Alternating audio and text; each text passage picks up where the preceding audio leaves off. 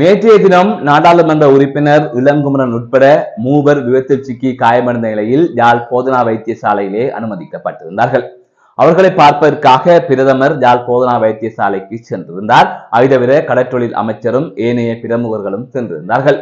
அந்த சந்தர்ப்பத்தில் பிரதமர் அவர்கள் வைத்தியசாலையில் நடந்து கொண்ட விதம் தொடர்பாக யாழ் போதனா வைத்தியசாலையின் பணிப்பாளர் சத்தியமூர்த்தி புகைப்படங்களையும் தகவலையும் வெளியிட்டிருந்தார். ஆனால் அதனை பார்த்த மக்களுக்கு அது தொடர்பாக பல கேள்விகள் இருக்கின்றது, பல கேள்விகள் எழுந்திருக்கின்றது. மக்களின் குரலாக இது தொடர்பாக சத்தியமூர்த்தியிடம் கேட்பதற்கு பல கேள்விகள் இருக்கின்றது. எனவே இதிலே முழுமையாக பாருங்கள், பல விடயங்கள் தொடர்பாக பேச இருக்கின்றேன். அதனை தாண்டி இளங்குமரன் அவர்கள் விபத்துக்குள்ளானது எப்படி, அந்த கார் ஓட்டி சென்ற சாரதியில் எவ்வளவு பிழைகள் இருக்கின்றது, இது தொடர்பான தெளிவான சிசிடிவி காட்சிகள் தற்பொழுது கிடைக்கப்பட்டிருக்கின்றன. அந்த காட்சிகளையும் நீங்கள் முழுமையாக பார்க்கக்கூடிய வகையில் இருக்கும். அதன் நூடாக இவ்வாறான வீதி விபத்துக்கள் எப்படி நடக்கின்றது என்பதையும் நீங்கள் புரிந்து கொள்ளக்கூடிய வகையிலே இருக்கும். இந்த முக்கியமான இந்த இரண்டு விடயங்கள் தொடர்பில் தான் இந்த தொகுப்பிலே பார்க்க இருக்கின்றேன். அதற்கு முதல் JK ரிப்போர்ட் எனப்படுகின்ற இந்த யூடியூப் சேனலை சப்ஸ்கிரைப் செய்து கொள்ளுங்கள். தொடர்ந்து அருகில் இருக்கின்ற பெல் பட்டினை கிளிக் செய்வதன் ஊடாக நான் போடுகின்ற ஒவ்வொரு காணொளிகளையும் நீங்கள் உடனுக்குடன் பார்த்து கொள்ளக்கூடிய வகையிலே இருக்கும். நான் நடராசா ஜெயகாந்தன். தற்பொழுது விடயத்திற்கு செல்லலாம். நேற்றைய தினம் யாழ் தேர்தல் மாவட்டத்தின் நாடாளுமன்ற உறுப்பினரான இளங்குமரன் அவர்கள் பயணித்த கார் யாழ்ப்பாணம் தனங்கிழப்பு எனப்படுகின்ற பகுதியிலே விபத்துக்குள்ளாக இருந்தது. அதன் தொடர்ச்சியாக இளங்குமரன், அவரது உதவியாளர், அந்த வாகனத்தை செலுத்தி சென்ற சாரதி என்று மூவரும் காயமடைந்த நிலையில் யாழ் போதனா வைத்தியசாலையில் அனுமதிக்கப்பட்டிருந்தனர். இந்த விபத்து தொடர்பாக பேசுவதற்கு பல விடயங்கள் இருக்கின்றது. அதனை நான் இந்த பிரதமரின் செய்திக்கு பின்னால் சொல்லுகின்றேன். அதற்கு முதல் நடந்த சம்பவத்தை சுருக்கமாக சொல்லிவிட்டு நேற்றிரவு வைத்தியசாலையில் நடந்த சம்பவத்தை பற்றி இதிலே முதலில் பேசுகின்றேன். அதன் அடிப்படையில் யாழ் தேர்தல் மாவட்ட நாடாளுமன்ற உறுப்பினரான இளங்குமரன் அவர்கள் யாழ் போதனா வைத்தியசாலையில் அனுமதிக்கப்பட்டிருந்தார். அவருடன் சென்றவர்களும் வைத்தியசாலையிலே அனுமதிக்கப்பட்டிருந்தார்கள். இவ்வாறான சூழ்நிலைத்தான் யாழ்ப்பாணத்தில் நின்ற இலங்கையின் பிரதமரான கருணி அமரசூரி அவர்கள் உடனடியாக இந்த விடயத்தை கேள்விப்பட்டதும் யாழ் போதனா வைத்தியசாலைக்கு செல்லுகின்றார். அவருடன் கடற்றொழில் அமைச்சர் செல்லுகின்றார், நாடாளுமன்ற உறுப்பினர் செல்லுகின்றார், அதனை தாண்டி முக்கிய பிரமுகர்கள் செல்லுகின்றார்கள், ஒரு குழுவாக அங்கு செல்கின்றார்கள். இவ்வாறு அங்கு சென்று இளங்குமரனையும் பார்வையிட்டு நலம் விசாரித்து விட்டார்கள். அதற்கு பிறகாக இளங்குமரன் உடல்நிலை மெல்ல மெல்ல முன்னேறி வருவதாக மருத்துவர்கள் தெரிவித்ததாக செய்திகள் வெளியாக இருந்தது. இந்த விடயங்கள் எல்லாம் நடந்தது. அதற்கு பிறகாக திடீரென்று யாழ் போதனா வைத்தியசாலையின் பணிப்பாளர் சத்தியமூர்த்தி அவர்கள் தனது முகநூல் பக்கத்திலே ஒரு பதிவு ஒன்றை மேற்கொண்டிருந்தார். இலங்கையின் பிரதமர் அவர்கள் யாழ்ப்பாண விஜயம் நோயாளிகளை பார்வையிட்டார் என்கின்ற அடிப்படையிலே கூறப்பட்டிருந்தது. அதிலே இளங்குமரனையும் பார்வையிட்டார் என்று குறிப்பிடப்பட்டிருந்தது. அது தொடர்பாக பலர் அந்த பதிவுக்கு கீழே கருத்து தெரிவித்திருந்தார்கள். அது எப்படி நீங்கள் போடுவீர்கள் யாழ்ப்பாணத்திற்கு விஜயம் என்று, அவர் இளங்குமரனை பார்க்க வந்தார் என்று கூறிய போது அந்த பதிவில் சில திருத்தத்தை அவர் மேற்கொண்டார். ஆகவே இப்போது அது பிரச்சனை இல்லை. எனவே இதிலே கேட்கப்படுகின்ற கேள்வி என்னவென்று சொன்னால், சத்தியமூர்த்தி அவர்கள் யாழ்ப்பாண மாவட்ட செயலகத்தில் இடம்பெற்ற ஒருங்கிணைப்பு குழு கூட்டத்தின் போது தெரிவித்திருந்தார், கடவுளாக இருந்தாலும் எனது நிர்வாகத்தை சீர்குலைப்பதற்கு அல்லது வைத்தியசாலையை சீர்குலைப்பதற்கு நான் விட மாட்டேன், எனது அனுமதி இல்லாமல் வர முடியாது என்கின்ற அடிப்படையிலே வீரவசனம் பேசியிருந்தார். அதன் தொடர்ச்சியாக நேற்றைய தினம் இரவு பிரதமர் அவர்கள் சென்றார். பிரதமர் அனுமதி பெற்று சென்றாரா இல்லையா என்பது தெரியவில்லை. அதை தாண்டி ஒரு விடயம் அங்கு நடந்திருக்கின்றது. அதாவது இரவு வேளையிலே பிரதமர் சென்று அங்கு இளங்குமரனை பார்த்திருக்கின்றார். எதற்கெடுத்தாலும் நாங்கள் மக்களை போன்றவர்கள், மக்களுடன் வாழ்பவர்கள், மக்களுக்கும் எங்களுக்கும் ஒரே சட்டம் என்று கூறுகின்ற பிரதமர் அதை மீறுகின்ற வகையிலே செயற்படுகின்றார். உதாரணத்திற்கு முதல் கூறினார், பாடசாலை நிகழ்வுகளில் அரசியல்வாதிகள் கலந்து கொள்ளக்கூடாது, அரசியல்வாதிகள் செல்லக்கூடாது என்று. பின்பு பார்த்தால் நேற்றைய தினம் யாழ்ப்பாண இந்து கல்லூரி நிற்கின்றார். அதுக்கு பிறகு பார்த்தால் இரவு வேளையிலே வைத்தியசாலையில் குழுவினருடன் சென்று இளங்குமரனை பார்த்தார்.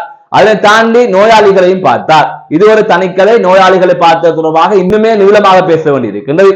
அதற்கு முதல் இவ்வாறு அவர் கதைத்துவிட்டு அவரை மீறுகின்றார். இதே யாழ் போதனா வைத்தியசாலைக்கு தனிநபர் ஒருவர் உங்களது உறவுகளுக்கு அவசரமாக சாப்பாடு கொடுக்க வேண்டும் என்றால் கூட அங்கே செல்ல முடியாது. அது விடுதிக்கு நீங்கள் செல்லக்கூடாது, விடுதியில் நோய் தொற்று பரவலாம், இரவு வேளையில் நீங்கள் செல்லுகின்ற போது நோயாளிகளுக்கு அது அசௌகரியத்தை ஏற்படுத்தும், ஆகவே போக முடியாது என்று தனிநபர் ஒருவர் அவசரத்திற்கு உள்ளே போகணும் என்று நினைத்தால் கூட அந்த நேரத்தை தாண்டி போக முடியாது, விட மாட்டார்கள். ஆனால் பிரதமர் இரவு வேளையிலே போயிருக்கின்றார். சரி, போனவர் இளங்குமரனை பார்த்து விட்டு சென்றிருக்கலாம், அதுவும் இல்லை. அந்த விடுதியில் இருக்கின்ற அனைவரையும் பார்த்திருக்கின்றார். அவர் பார்க்கின்றதை புகைப்படமாகவும் காணொலியாகவும் பதிவு செய்கின்றார்கள். பிரதமர் மாத்திரம் இல்லாமல் ஒரு குழுவினர், அதாவது அவர்கள் வந்த குழுவினர் அனைவருமே அங்கு சென்றிருக்கின்றார்கள். ஆகவே விடுதியிலே இரவு வேளையிலே பெரும் பரபரப்பு ஒன்று நிச்சயமாக நிலவி இருக்கும். புகைப்படத்தை பார்க்கின்ற போதே அது தெரிகின்றது.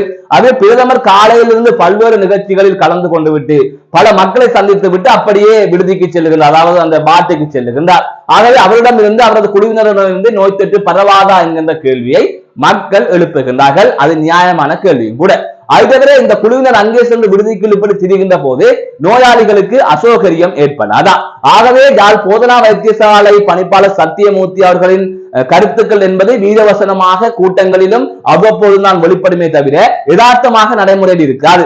தங்களுக்கு இசைந்தவர்கள் வரலாம், தங்களை விட அதிகாரம் மிக்கவர்கள் வரலாம், தங்களை மாற்றக்கூடிய வல்லமை உடையவர்களுக்கு எல்லாம் நாங்கள் இசைந்து போவோம், ஆனால் மற்றவர்கள் வர முடியாது என்ற போக்கை அவர் கடைபிடிக்கின்றாரா என்கின்ற கேள்வியை பொதுமக்கள் எழுப்புகிறார்கள். ஆக இப்படியான நிலையில் தான் அந்த விடயத்தை எவ்வாறு பார்க்கலாம், எவ்வாறு பார்க்கக்கூடிய வகை இருக்கின்றது என்பதை மக்களாகிய நீங்களே கூறுங்கள். சட்டம் என்ன செய்கின்றது? சத்தியமூர்த்தி ஒரு கதை கதைக்கின்றார், வேறு மாதிரி நடக்கின்றது. பிரதமர் ஒரு கதை கதைக்கின்றார், வேறு மாதிரி நடக்கின்றது. ஆகவே கதைப்பது கதைக்கலாம், வாயால் கதைப்பது தானே, இடத்தை வேண்டும் என்றாலும் எங்கு வேண்டாலும் கதைக்கலாம். ஆனால் செயற்பாட்டில் எல்லாம் நாங்கள் அதை செய்வோம் என்று நீங்கள் எதிர்பார்க்க கூடாது என்பது போல அதிகாரம் மக்களுக்கு, சாமானிய மக்களுக்கு பதில் சொல்வது போலதான் இந்த சம்பவங்கள் எல்லாம் இடம்பெற்றுக் கொண்டிருக்கின்றது. மற்றொரு செய்தியாக நேற்றைய தினம் இடம்பெற்ற விபத்து தொடர்பாக பேசியிருந்தோம். இளங்குமரன் உள்ளிட்ட 3 காயமடைந்தார்கள். இதிலே ஒரு விடயம் இருக்கின்றது என்று சொன்னால், இளங்குமரன் அவர்கள் கிளிநொச்சியில் இடம்பெற்ற நிகழ்வு ஒன்றுக்கு சென்று விட்டுத்தான் யாழ்ப்பாணம் நோக்கி சென்று கொண்டிருந்தார். அப்போது அந்த கார் வேகமாக செல்லுகின்றது. முந்தி செல்லக்கூடிய வகையில் அந்த வீதி இல்லை, அதாவது அந்த வீதியில் முந்தி செல்ல முடியாது, வீதி ஒழுங்கு சட்டத்தின் அடிப்படையில் அல்லது வீதி விதிகளின் படி. அதை தாண்டி அவர்கள் முந்தி செல்ல முற்படுகின்றார்கள், அதிவேகமாக செல்கின்றார்கள். அப்போது சந்தி ஒன்று இருக்கின்றது. சந்தியால் திரும்புவதற்கு முன்னாலே ஒரு கெப்ரக வாகனம் ஒன்று முயற்சிக்கின்றது. இவ்வாறான நிலையில்தான் அதிலே மோதுண்டு அந்த கார் தடம் புரண்டு வயலுக்குள்ளே விழுகின்றது. இதனால் தான் அந்த விபத்து சம்பவித்திருக்கின்றது. இந்த விபத்தால் தான் 3 காயமடைந்திருக்கின்றார்கள். இது தொடர்பான சிசிடிவி காட்சிகள் வெளியாக இருக்கின்றது. தெளிவாக இந்த சிசிடிவி காட்சிகளிலே அனைத்து விடயங்களும் பதிவாகி இருக்கின்றது. ஆகவே வாகனங்களை அதிவேகமாக இவ்வாறு செலுத்துகின்றீர்கள், வீதி ஒழுங்கை நீங்கள் பின்பற்றுவதில்லை. நாளை அதே வாகனத்தில் ஒரு சிறுமியோ அல்லது ஒரு கர்ப்பிணி பெண்ணோ அல்லது ஒரு நபரோ ஆரோ ஒருவர் மோதுண்டிருந்தால் இன்று அவரை தூக்கி அடித்து எறிந்து விட்டு அந்த கார் நேரே போய்கொண்டிருக்கும். ஆகவே இவ்வாறு அதிவேகமாக நீங்கள் பயணிக்கலாம் என்கின்ற அதிகாரத்தை உங்களுக்கு யார் தந்தது? எடுத்திருக்கும் சாதாரண குற்றத்துக்காக எல்லாம் எழுதுகின்ற இந்த போக்குவரத்து போலீசார் இவ்வாறான நாடாளுமன்ற உறுப்பினர்களின் வாகனத்தை விட்டு விட்டுத்தான் இருக்கின்றார்கள். எவ்வளவு வேகமாக வேணும்னாலும் போங்கள், வீதி ஒழுங்கை மீறி வேணும்னாலும் போங்கள் என்று. ஆகவே இது ஒரு விபத்து இடம்பெற்றிருக்கின்றது. அதிர்ஷ்டவசமாக அவர்கள் உயிர் தப்பியிருக்கிறார்கள். உண்மையிலே அவர்கள் உயிர் தப்ப வேண்டும் என்று மன்றாடியவர்களில் நானும் ஒருவன்.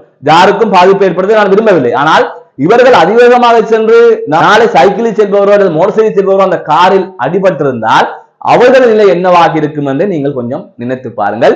அந்த சிசிடிவி காட்சியையும் நீங்கள் பாருங்கள். மீண்டும் காணொலி சந்திக்கின்றேன். நான் நடராசா ஜெயகாந்தன்.